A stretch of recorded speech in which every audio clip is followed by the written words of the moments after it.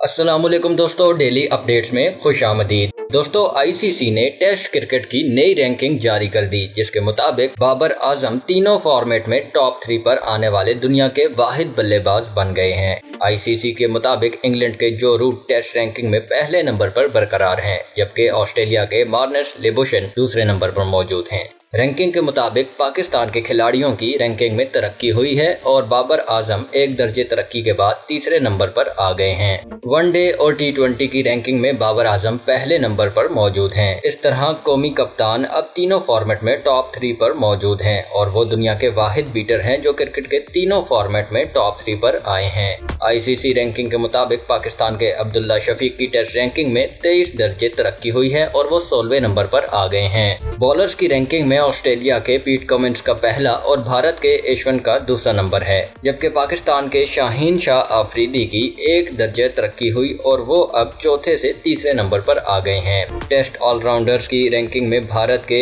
रविंद्र जडेजा का पहला नंबर है, जबकि यशवंत दूसरे और बांग्लादेश के शकीब उल हसन तीसरे नंबर पर हैं। अब तक के लिए इतना ही दोस्तों। मजीद वीडियोस के लिए मेरे चैनल डेली अपडेट्स को सब्सक्राइब कीजिए और बेल आइकॉन पर क्लिक कीजिए ताकि मजीद आने वाली वीडियोस आप तक सबसे पहले पहुंच सकें। अल्लाह हाफिज।